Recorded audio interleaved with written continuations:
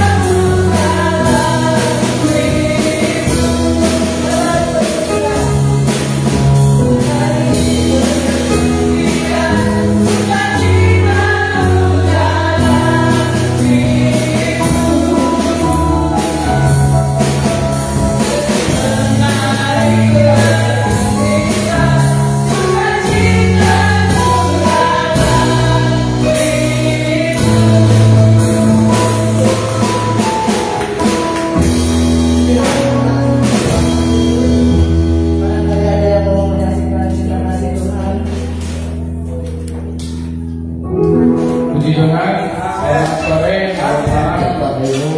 Sedikit mau berbagi.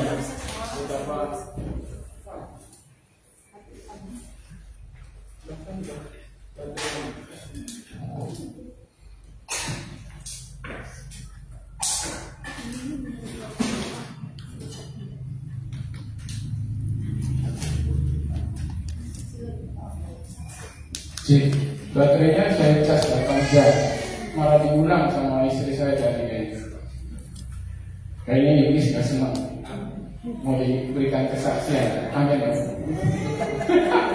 Saya menyaksikan betapa kuasanya Tuhan dalam kehidupan saya. Ini kejadian hari Minggu lalu, dimana waktu itu saya pas mau menjemput Excel sekolah ya. Saya pas keluar karena parkirnya sekarang udah nanjak, jadi saya pas di dalam tanjakan mau arah kanan ya. Kalau dari sini mau arah kanan, saya pas di tanjakan saya berhenti dulu lihat sisi sana. Soalnya kan memang udah ketutupan dagangan saya ya, ada besti tuh di situ ya.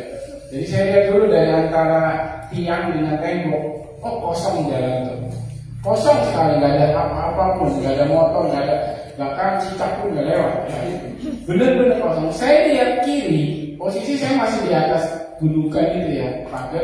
Lihat kiri ada motor, tapi masih di ujung di perempatan. Jadi saya pikir, motor itu saya kalau nyebrang, saya pikir dengan ngegas sedikit, kering gitu kan, saya masih bisa tidak menghalangi yang di sebelah kiri saya. Jadi saya posisi gereng gitu, ternyata pas di depan saya tol motor warna hitam, suami istri dan anaknya di depan. Anaknya aja hampir mau jatuh karena kita bersama-sama ngerem. Jadi ban sama ban itu nempel. Untung bapak itu ngerem. Kalau enggak, saya juga bisa nabrak bapak itu. Saya sampai minta maaf sama orang itu. Pak maaf ya pak, maaf berhenti dulu. Ada apa pak? Gak ada yang kena. Karena anaknya itu yang mungkin kecil ya, baru berapa tahun, 4 tahunan lah, di depan biasa berdiri. Untung dia nggak kena apa ya, ini ya stangnya ya. Karena ngerem mendadak, benar-benar ngerem mendadak, set sampai saya set sampai bapak bensin, kenapa deh? Tumben kamu itu sampai dia naik. Gak tahu pak, saya deg-degan banget, benar-benar lusuk aja saya kan masih, aduh Tuhan itu kalau nabrak, saya nabrak anak kecil. Soalnya yang di depan itu anak kecil. Ya, itu benar-benar kayak saya ambil kejadian ini bahwa iblis itu ingin mencoba kita, istilahnya ingin mencelakakan kita ya. Saya sudah lihat benar-benar kosong, itu nggak tahu motor dari mana, tiba-tiba sudah ada di depan saya. Ya, saya termasuk ya sekarang sudah hati-hati naik motor karena sudah umur juga ya. Kalau zaman mungkin kalau umurnya kayak acak masih suka ngebut ya, tapi kalau sekarang jarang. Bahkan Moses aja, ayo saya enggak. Jadi sekarang ngikutin situasi kondisi apa yang saya alami. Jadi saya pikir bahkan sekarang ngebut nggak berarti gitu. Tetapi minggu kemarin saya benar-benar lemes. Kalau tidak ada campur tangan Tuhan, tidak ada yang apa ya seperti membentengi saya itu. Terjadi kejadian kecelakaan itu, saya nabrak orang dan kemungkinan anaknya. Kalau bapak ibunya mungkin enggak, soalnya pas sekali setir saya itu, ban saya itu di posisi di anak itu. Jadi saya tuh udah nempel gitu. Tapi puji Tuhan tidak terjadi apa-apa. Semua karena kemurahan Tuhan, semua karena kuasa Tuhan.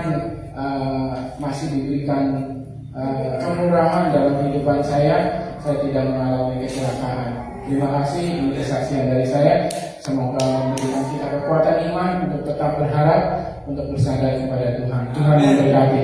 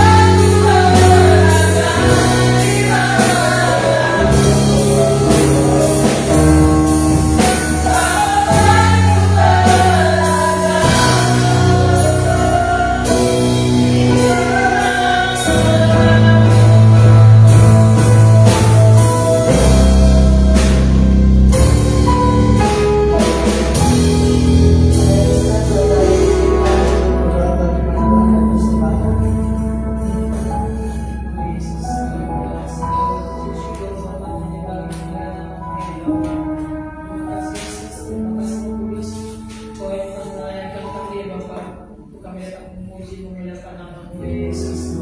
Kiranya ya Bapa, yang memiliki pemilihan kami oleh Bapa Yesus, boleh menyatakan aku ya Tuhan, akan berkenan dalam hadirat Dia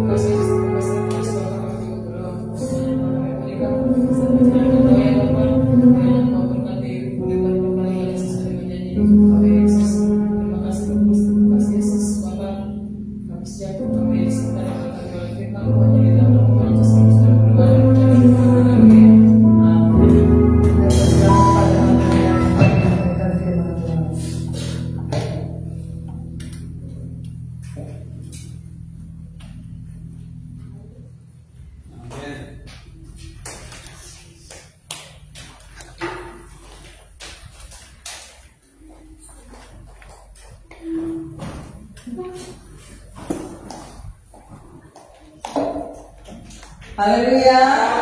Amin. Puji Tuhan di sore hari yang agak-agak mendung ya, karena tiap sore sekarang hari selalu mendung. Tetapi tidak mengurangi rasa kerinduan saya dan saudara untuk datang kepada Tuhan ya. Kayaknya personilnya agak berkurang, kemana ya balik? Gak ada yang jaga anak-anak mungkin ya. Terus yang biasa datang sekarang agak berkurang. Untung ada Miguel. Tadi dia mengisi pujian dengan itu Tuhan dengarnya itu kayak merdu banget loh kayak gitu. Puji Tuhan. Kita akan berbicara tentang pertobatan versus pikiran Kristus ya.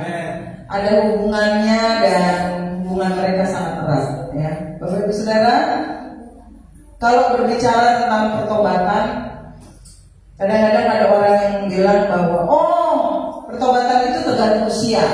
Kalau semakin tua biasanya semakin bertobat. Tapi kadang-kadang nggak seperti itu ya. Pertobatan itu bukan berbicara tentang usia, senior dan junior. Pertobatan itu nggak berbicara tentang masa lalu. Dulu saya bertobat ya tahun 1970, sekarang kumat lagi ya. Karena pertobatan itu sebenarnya kemarin saya lihat di kamus adalah aktivitas untuk meninjau atau istilahnya kita itu memeriksa setiap tindakan kita, perbuatan kita. Apa yang ketinggalan? Sabar ya ya, namanya juga belajar.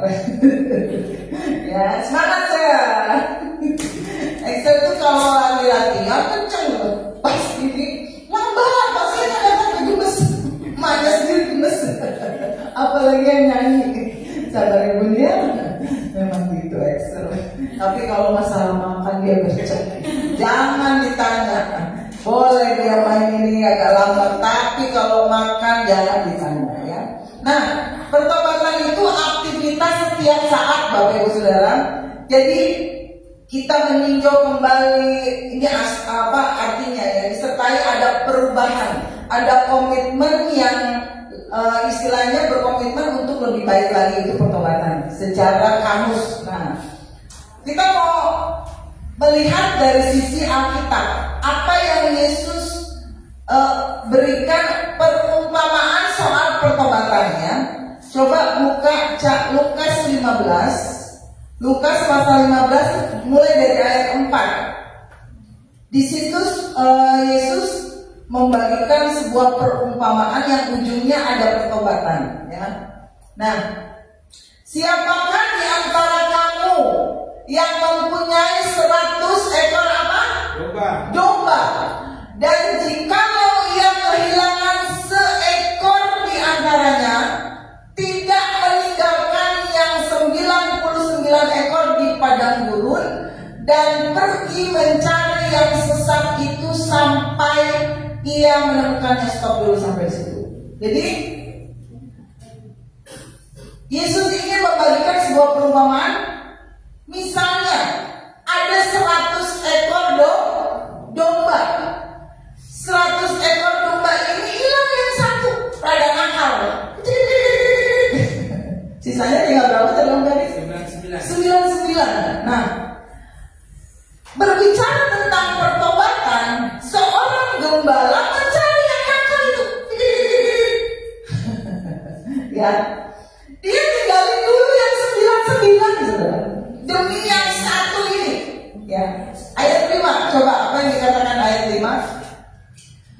Dan kalau ia telah menemukannya, nih, saudara perhatikan. Apakah ia marah-marah gembalanya? Takut dia, maka dicari-cari kemana-mana. Apakah seperti itu? Enggak dong. Ia meletakkan domba itu di atas bahunya. Kayak gimana ya? Nggak ada boneka. Kayak gini nih, saya gembala, terus menemukan yang hilang itu yang satu, ditaruh di bahu. Apa? Marah-marah di situ bilangnya? Apa cemberut? Kamu ditemukan, ya? Seperti itu Bapak Ibu Saudara, nggak main drama sih. Cuma biar lebih gambaran seperti itu. Coba ayat 6 nih. Gembalanya gembira menemukan yang hilang satu itu. Dan setibanya gembala ini di rumah, ia panggil sahabat-sahabatnya. Sahabat-sahabat saya, bestie saya, tetanggaku, ya, sini, yuk saya mau syukuran. Syukuran apa? Domba saya yang satu hilang ketemu. Amin. Gitu loh, sukacitanya ketika seseorang mengalami pertobatan. Ya, ayat 7 coba. Apa yang dikatakan ayat 7? Aduh, bilang. Aku berkata kepadamu, demikian juga akan ada apa? Sukacita di surga. Karena satu orang berdosa yang bertobat. Lebih daripada sukacita karena 99 orang benar yang tidak memerlukan pertobatan. Ya, Yesus cari orang yang bertobat. Mungkin kadang yang ikut Yesus banyak, mungkin ada 1000, ada 2000. Tapi di antara 2000 itu sedikit yang mau mengalami pertobatan. Kalau saudara membaca ayat ini, semua usaha pertobatan itu diusahakan oleh seorang gembala. Oleh gembalanya, ya. Saudara perhatikan, yang ninggalin 99 siapa? Gembala itu. Terus ketika menemukannya dia bersuka cita. Terus ketika dia pulang yang syukuran siapa? Gembalanya. Yang manggil para tetangga siapa? Gembalanya. Terus usaha domba yang cicik-cikilan itu apa? Merespon dengan benar. Coba kalau yang hilang tadi yang satu, ketika ditemukan mau dibawa pulang nggak mau, kayak dibuat tadi nangis, nggak mau, aku nggak mau pulang ke 99, nggak mau. Gimana? Terjadi pertobatan?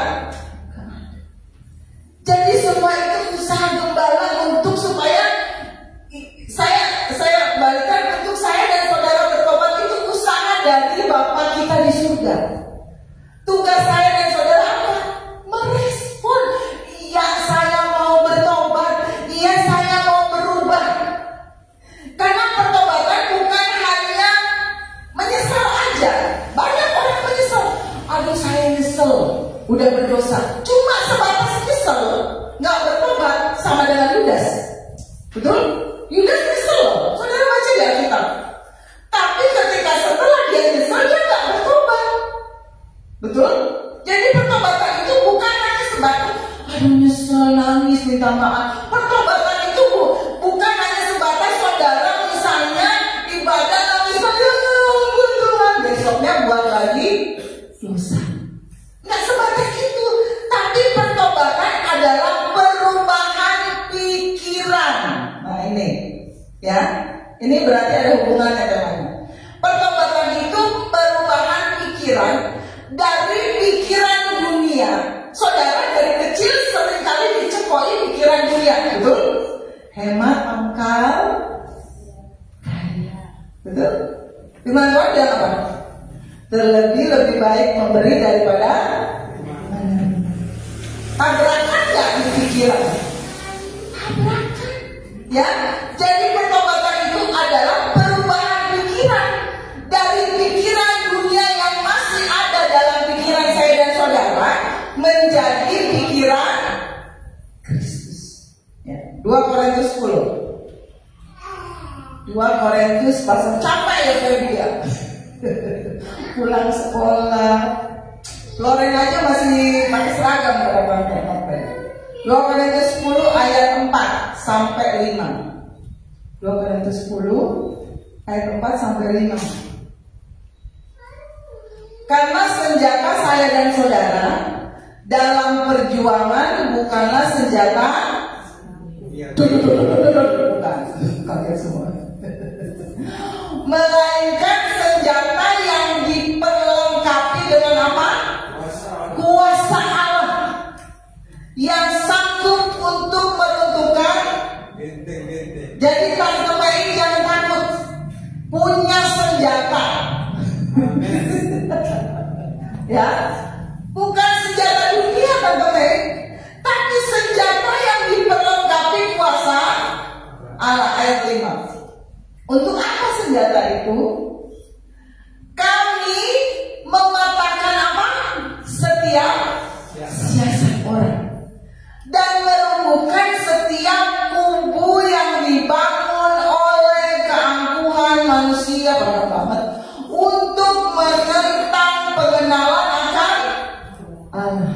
Nah ini, kami, saya dan saudara menawan segala apa? Pikiran dan menaklukkannya kepada Kristus. Itu inti pertobatan. Saudara taklukkan ini pusat pertempuran bukan di mulut, bukan yang gini loh. Pertempuran bukan utama ya, itu pertempuran juga.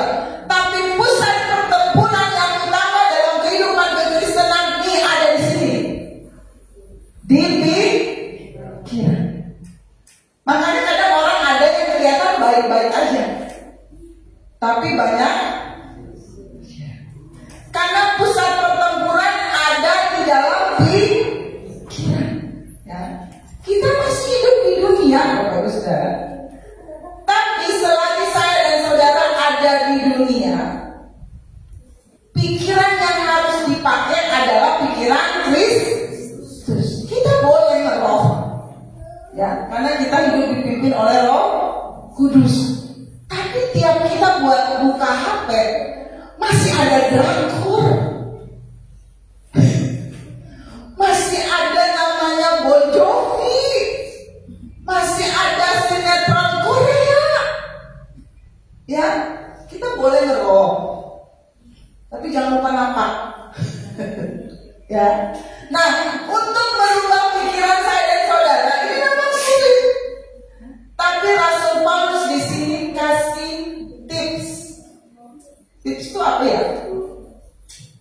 Kasih petunjuk, kasih cara gimana merubah pikiran saya dan saudara ini yang sudah bertahun-tahun dijejeli pikiran dunia, dirubah ke dalam pikiran Kristus. Salah satunya adalah mendengar firman dan itu caranya. Banyak orang pengen dengar aja, betul? tapi disuruh melakukan, nanti dulu lah kajian. Ya, ini di sini banyak loh pola pikir yang bertentangan dengan firman Tuhan, masih bercokol di pikiran saya dan saudara.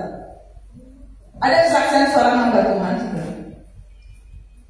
Dia lagi mengalami, jadi dia pindah dari Bali ke Jakarta, itu satu truk barang perabotannya. Di jalan habis, semua diambil orang. Jadi sebelum Jakarta mengalami penjarahan 98, hamba Tuhan ini sudah ngalamin habis. Jadi ketika dia posisi habis, puji Tuhan dia dapat pelayanan ya di suatu gereja. Dia habis pelayanan biasa ada salam, bukan salam begini, salam tempel. Saya salam nama Bunda, ada di sini ya. Oh amin. Om Ferry mau salam tempel. Ada yang tergerak salam tempel sama Om Ferry nanti habis kita ya. Nah, hamba Tuhan ini memang hari itu dia butuh uang untuk beli susu anaknya. Susunya mahal sih. S26. Saya searching di Shopee harga sekarang itu dia harga tahun berapa lah? Masih 300.000 itu dulu satu kaleng gede. Sekarang saya searching lagi di Shopee harganya 900 berapa? Mingguan susunya harganya segitu. Langsung cukup. Anaknya harga susunya segitu. Ketika dia habis pelayanan dapat salam tempel, dia buka persis. Waktu itu kan masih 300.000 ya dari ya. Dia buka, puji Tuhan. Kebetulan susu di rumah anaknya udah mau habis 300.000. Ketika dia pulang ke rumah, ada suara nurani yang berbisik, kasih uang itu sama tetanggamu. Satu sisi dia butuh uang untuk beli susu. Di sisi lain dia harus belajar dia pulang kasih enggak, kasih setia rindu. Akhirnya dia taat. Dia datang ke tetangganya, dia kasih pipa. Itu bapaknya yang menerima nangis. Bapak, terima kasih kok Bapak tahu saya butuh uang segini. Iya, hamba Tuhan ikut nangis. Tapi tangisannya beda pokok. Itu nangis karena gembira. Hamba Tuhan ini nangis karena gak bisa beli susu. Nangis banget, iya Pak. Terima kasih ya Pak. Iya sama-sama. Tapi dia bilang, Tuhan, saya sudah belajar taat loh Tuhan. Urusan susu anak saya itu urusan Tuhan. Malam itu dia bisa tidur dengan tenang. Besok pagi jam 6:15 rumahnya diketok. Bukan KPK loh. Diketok sama supir tantenya. Dia bilang gini, Pak, ada titipan dari tantenya Bapak. Apa? Susu. Dia buka susu S26 kaleng besar 2 kali. Untung nggak? Coba kalau dia nggak dengar suara Tuhan, nggak ngasih ke tetangganya, mungkin dia cuma dapat beli 1. Itu cuma salah satu contoh. Dari situ pikiran hamba Tuhan ini tentang memberi dirubah Tuhan. Itu cuma salah satu contoh loh, dalam persoalan kehidupan yang kita alami, masalah memberi. Itu cuma salah satu contoh. Nah, berbicara tentang mendengar, Banyak orang Kristen hanya mau dengar, dininabobokan dengan firman. Oh, firman Tuhannya bagus, lucu, firman Tuhannya menyenangkan, tapi pas pulang gereja cuma lucunya diingat, tapi ketika disuruh melakukan nggak taat. Benar? Makanya saya bilang banyak gereja yang diserang oleh roh bioskop. Tahu saudara roh bioskop? Bioskop apa? Kalau filmnya bagus, penontonnya banyak. Kalau filmnya jelek, penontonnya sedikit. Betul Cisinta? Yuk nonton yuk. Ada apa di bulan Februari? Searching ya. Kita nonton di Bandung. Mampir ke rumahnya Dewi. Ayo Mama Elis. Kita atur jadwal, tinggalkan semuanya sesaat. Tante Maya mau ikut? Ya haruslah, saya masa sendiri jauh Elis. Nah, gereja juga kayak gitu. Kalau yang khotbahnya bagus, ngumpul semua.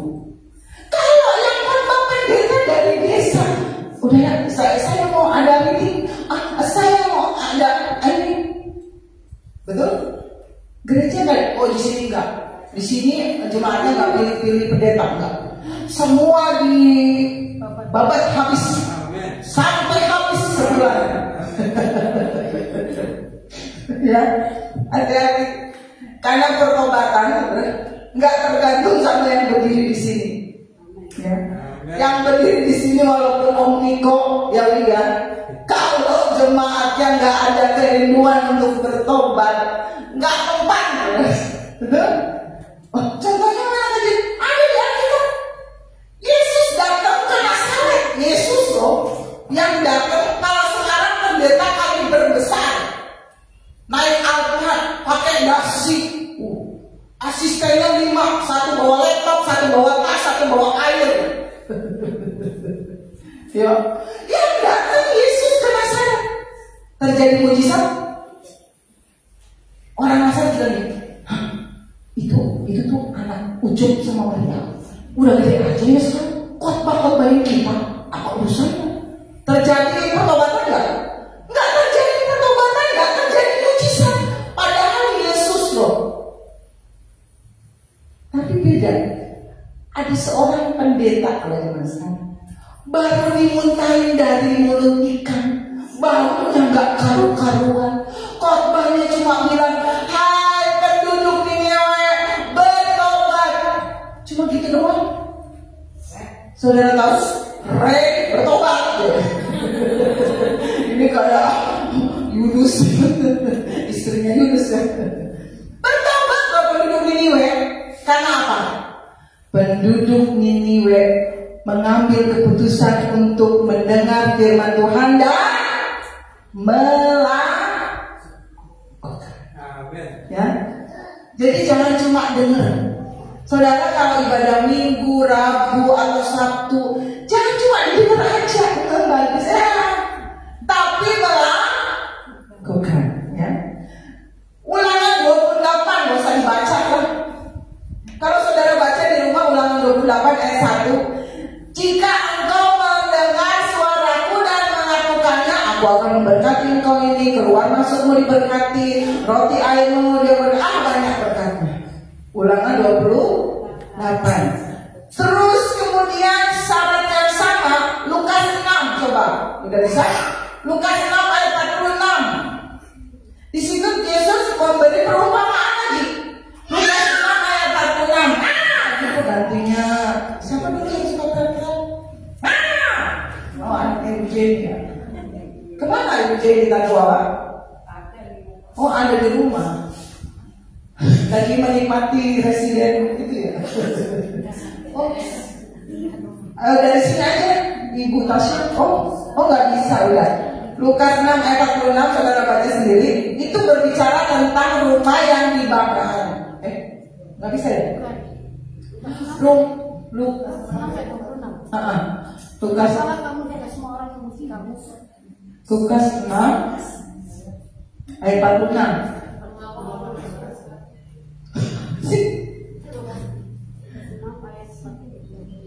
Lukas 6. Mengapa kamu berseru kepada Tuhan? Itu betul. Mengapa kamu berseru kepadaku, Tuhan, Tuhan, padahal kamu tidak melakukan apa yang aku katakan. Nah, Yesus bilang gini, setiap orang yang datang kepadaku dan mendengar perkataanku serta apa saudara di situ melakukannya, aku akan menyatakan kepadamu dengan siapa ia dapat disamakan. Ia sama dengan seorang yang mendirikan rumah, ya. Rumah itu didirikan di atas batu. Ketika datang air banjir melanda, rumah itu gak goyang, rumah itu gak roboh karena kokoh. Kalau saudara dengar firman dan melakukannya, itu sama dengan saudara membangun rumah rohani saudara di atas batu kokoh. Saudara mengizinkan Tuhan kena sakit penyakit, saudara mau dilanda masalah ekonomi, masalah keluarga, tetap kuat, tetap setia ke gereja, tetap rajin berdoa, tetap rajin baca Alkitab. Amin. Kok yang amin cuma dari ya, mendengar dan melakukan, ya. Kajian saya sih suka melakukan firman, tapi nggak konsisten. Hari ini melakukan, besok enggak, besoknya lagi melakukan, besoknya lagi enggak. Gimana dong? Ya, sebenarnya begini, saudara. Banyak orang Kristen dengar firman itu kadang-kadang ya langsung eksekusi, pengen melakukan. Ada satu hal yang harus dilewatkan dalam step dari mendengar ke melakukan. Apa itu, Om Ferry? Enggak tahu ya.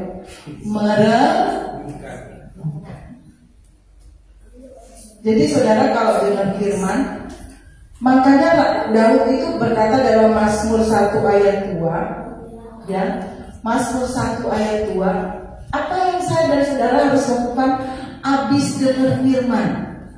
Mazmur 1 ayat 2, renungkan Torah Tuhan siang, bukan siang aja, bukan malam aja, tapi pagi, siang, sore, malam, pagi, siang, sore, malam. Karena kalau enggak, iblis akan kasih perenungan kepada saya dan saudara. Tapi renungannya bukan firman Tuhan, tapi apa? Kebencian, iri hati, balas dendam, suami orang, istri orang. Itu bahan perenungan yang dikasih iblis, ya. Hati-hati kalau saya dan saudara tidak rajin merenungkan firman, itu iblis yang akan kasih renungan, ya. Habis direnungkan itu akan jadi rema, mendarah daging. Istilah saya itu pikiran itu, kalau saya dan saudara suka merenungkan firman kayak dibacem. Mama Elis tadi bikin bacem. Tahu proses pembaceman? Itu direndam sampai bumbu-bumbunya itu meresap ke pori-pori tahu dan tempe, sampai masuk ke sela-sela. Kalau ini bacem, ini misalnya tahu dibacem, itu masuk sampai ke sela-sela sini, terus sampai ke dalam. Itu kalau saudara merenungkan firman Tuhan siang dan malam. Ingat bacem, dibacem sampai masuk meresap dan rasanya pasti sangat enak. Amin, Om Ferry. Ya, kalau kita nggak suka merenungkan firman, hati-hati, iblis akan siap dengan bahan renungannya. Ya, bertobat itu berlangsung setiap saat. Nah, ada satu hal yang selalu menghalangi saya dan saudara agar proses pembaceman itu tidak terjadi. Ya, saudara tahu apa namanya? Iblis bukan datang dalam bentuk genderuwo. Karena dia kalau datang dalam bentuk genderuwo pasti dari tepi sama Tante Torisa. Betul. Tapi iblis datang dengan yang namanya kuatir.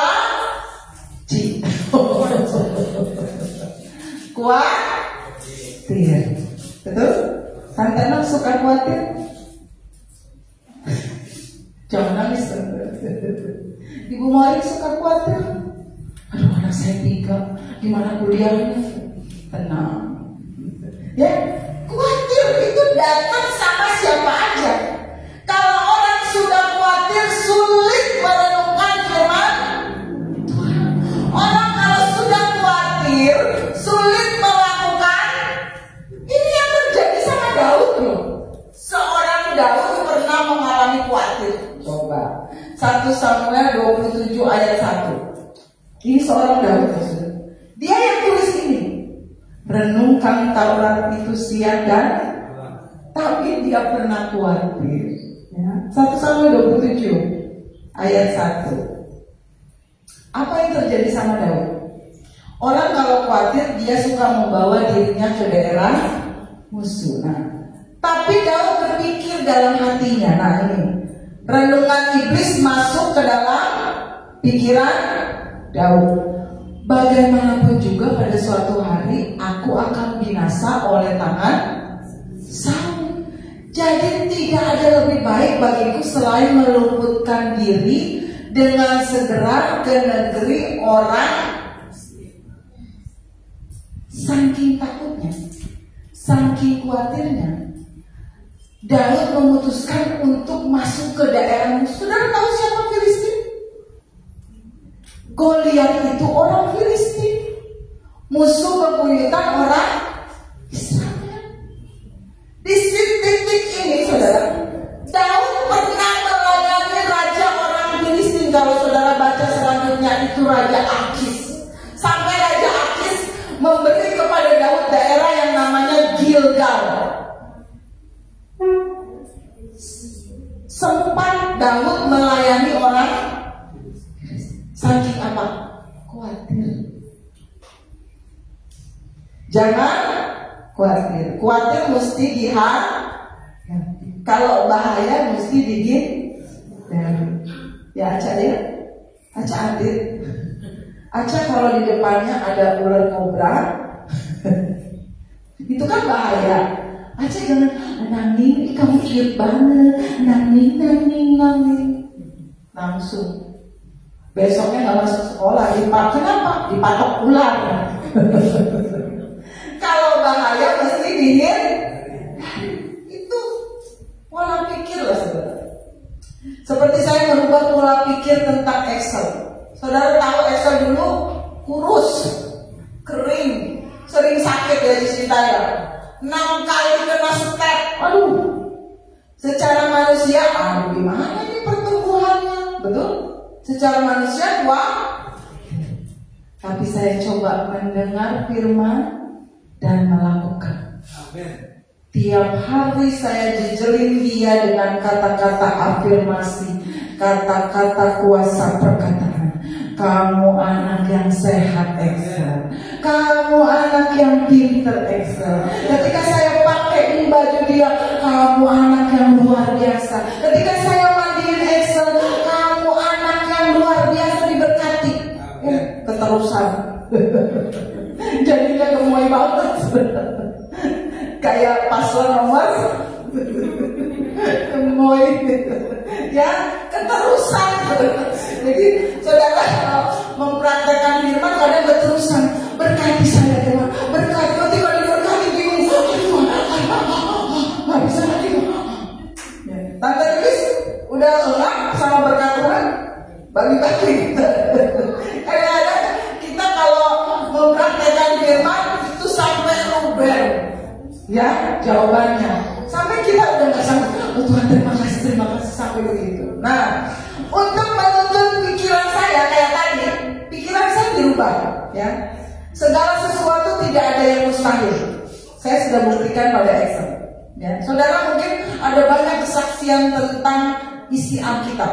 Nah, untuk menuntun pikiran saya dan saudara ini, ya saudara, kita perlu adanya yang namanya, kalau zaman dulu tuh Kita sering nyebutnya, Bunda tahu atlas ya? Atlas, sekarang peta. Orang kalau nyetir pakai Google Maps, ya. Sekarang para ojek itu pakai Google Maps. Jadi mau ke Gantar, RT mana dia pakai itu, langsung ketemu, saudara. Nah, untuk menuntun itu kita perlu yang namanya peta. Ya.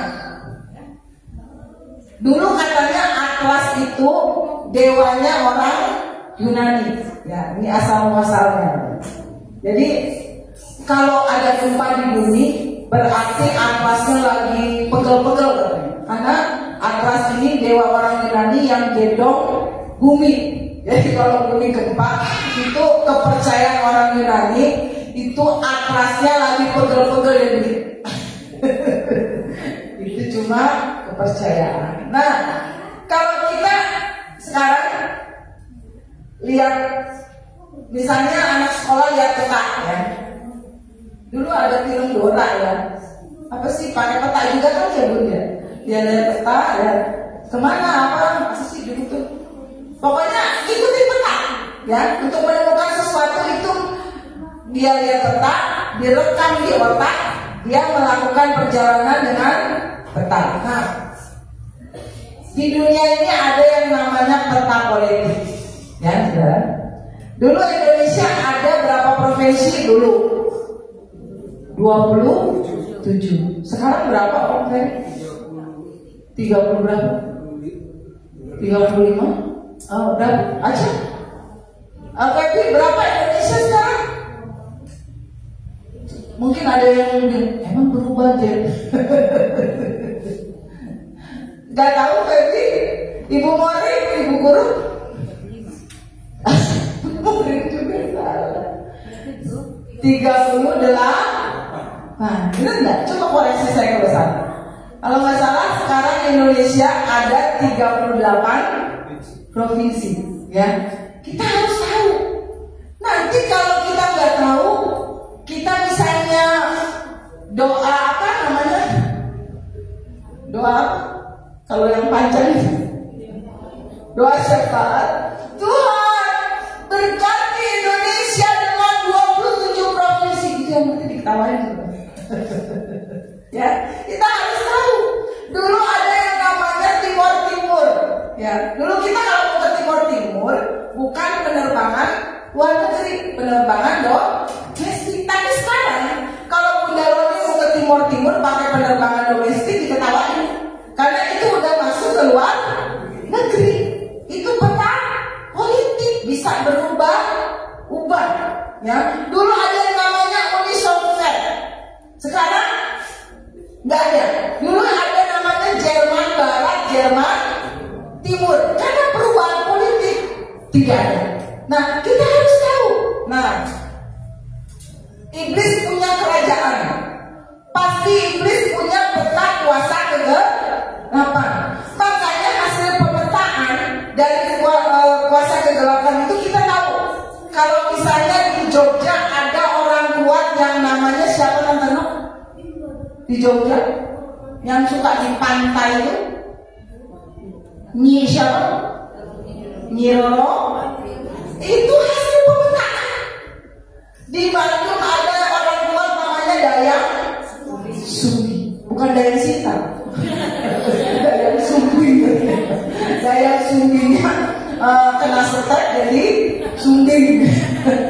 Itu hasil pemetaan kuasa negara. Jadi tahu di sini orang kuatnya sakti. Alkitab ada. Ketika di Efesus ada orang kuat yang namanya Dewi Artemis. Itu hasil kita harus tahu, ya. Kita harus belajar.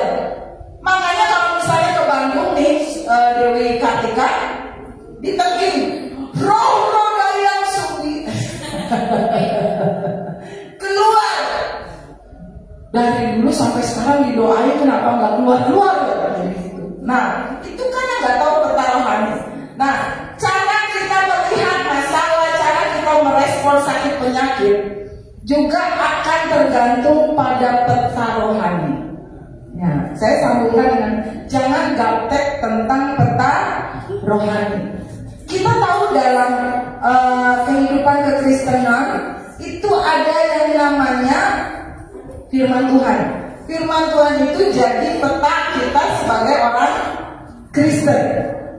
Makanya kalau kita baca firman Tuhan, kita tahu kebenaran. Kita kalau melihat masalah, beda respon.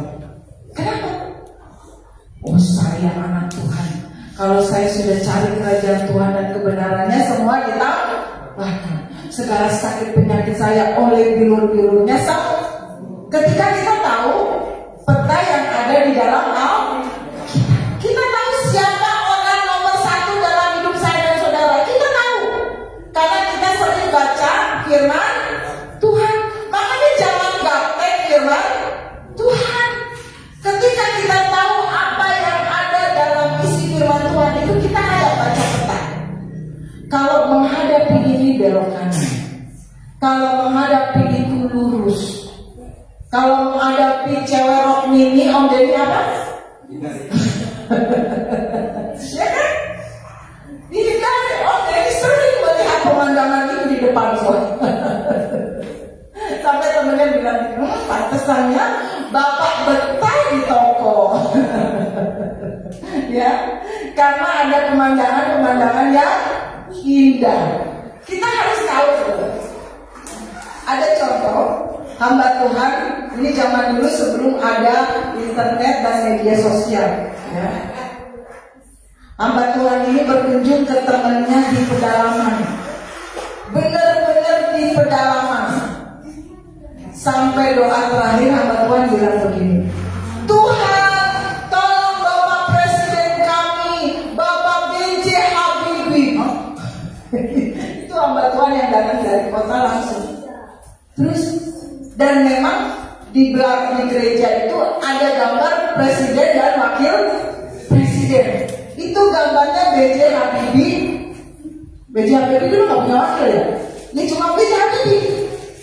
Padahal temennya hamba Tuhan ini yang dari kota tahu, udah ganti. Sekarang zamannya waktu itu Megawati.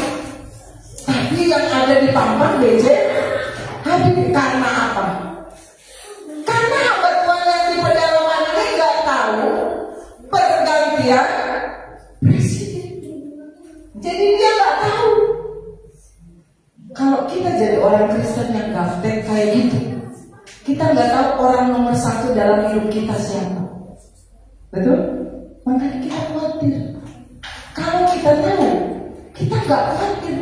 Masa depan kita di tahun ini dia yang pegang. Walaupun mungkin dunia berubah, ada perubahan presiden sebentar lagi, ada perubahan para pemimpin, itu kadang-kadang membuat kita khawatir. Aduh, nanti gimana ya ekonominya? Aduh gimana ya? Aduh ini gimana ya? Tapi kalau saya dan saudara tahu firman, kita akan berjalan dengan percaya. Amin. Dunia akan terus mengalami perubahan, tapi terus alami pertobatan dan perubahan pikiran setiap hari. Amen. Karena dia satu-satunya pengharapan saya. Amin. Puji Tuhan, saya mau main musik.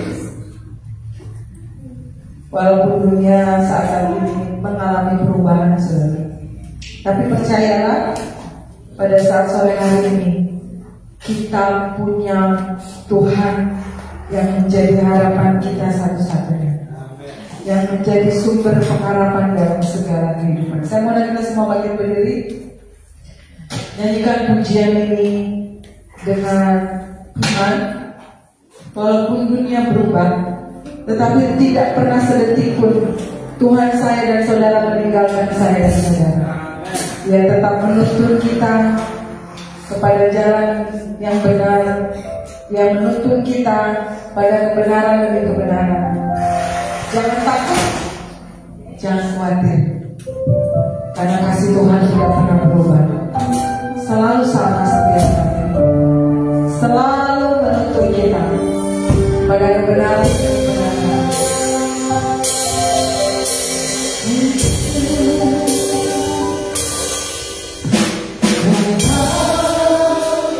Dunia berubah,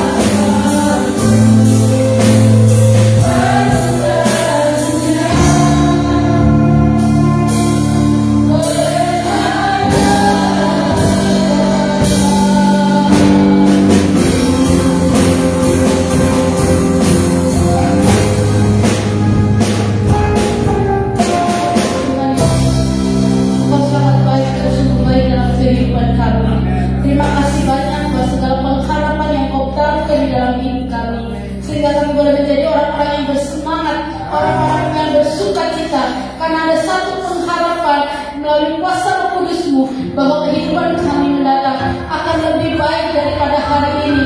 Kesehatan kami lebih baik, keuangan kami lebih baik, rumah tangga kami lebih baik, anak-anak kami lebih baik, suami kami lebih baik, bahkan istri kami lebih baik, Tuhan. Dan nama Tuhan dipermuliakan lewat kehidupan kami. Tuhan, pakailah kami sesuai dengan kehendak-Mu. Jadikan kami alat, Tuhan, bukti pertobatan, yaitu kami melakukan firman-Mu. Jangan biarkan kami terdiam, jangan biarkan kami tertiusu, tapi buat kami itu berapi-api di dalam Engkau, berlari-lari pada tujuan yang mulia, sesuai dengan setiap panggilan-Mu atas hidup kami. Anak kami itu berguna di hadapan-Mu. Sampai kapanpun kami berguna di hadapan-Mu, Tuhan. Usia tidak membatasi kami, keadaan ini tidak membatasi kami. Ketika Engkau mau membuka pintu berkat-Mu hari ini juga, Tuhan, Engkau akan nyatakan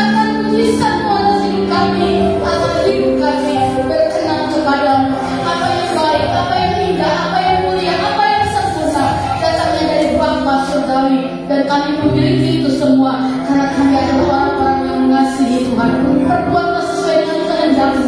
Jadilah kehendak-Mu atas hidup kami. Kami mau turut atas kehendak-Mu. Terima kasih Tuhan, hamba-Mu sudah menyampaikan firman-Mu. Tetapi firman itu tetap kuat di dalam hidup kami. Berkati hamba-Mu yang sudah menyampaikan firman-Mu.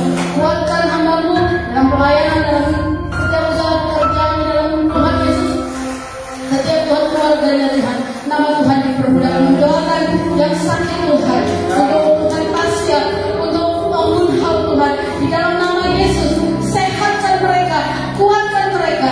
Orang-orang yang sakit saat ini Kau baik silisar Tuhan, Kau juga sehatkan dia, kuatkan dia, bangkitkan semangat untuk mencari Tuhan. Mereka terlilis juga Tuhan, jangan sembuhkan, biar dia boleh kembali sehat dan kuat bersama dengan Engkau. Terima kasih Tuhan, siapapun yang sakit hari ini ada dalam gereja maupun ada di rumah mereka masing-masing, Tuhan sudah menjamah dan menyembuhkan mereka. Mereka yang susah dihiburkan, mereka yang lemah dikuatkan, mereka yang dalam keadaan duka cita Tuhan hiburkan. Ada pengharapan yang satu-satunya, yaitu dari Tuhan Yesus sendiri. Ketika kami akan kembali Tuhan ke rumah kami masing-masing, beserta dengan kami Tuhan, berkat Tuhan mengalir atas hidup kami, sehingga kami boleh menjadi berkat di lingkungan kami, di keluarga kami, di pekerjaan kami, dimanapun kami berada. Kau jaga lindungi kami, segenap pikiran kami, supaya kami tidak berdosa kepada Tuhan. Terima kasih Bapa. Kalau sebentar juga kami akan makan malam bersama Tuhan, suci kami kuduskan setiap Tuhan apa yang sudah diberikan, diberkati dengan luar biasa, kekuatan kesehatan di tubuh jasmani kami untuk melayani-Mu. Mari angkat hatimu di hadapan Tuhan, terimalah doa berkat. Tuhan memberkati engkau dan melindungi engkau. Tuhan menyinari engkau dengan wajahnya dan memberi engkau kasih karunia. Tuhan menghadapkan wajahnya kepadamu dan memberi engkau damai sejahtera. Jemaat yang dikasih Tuhan, dengan iman pulanglah engkau dalam persekutuan, dalam kasih Allah Bapa, Anak yang tunggal, Tuhan Yesus Kristus, dan Roh Kudus menyertai kita sampai Maranatha. Tuhan Yesus memberkati kita semua.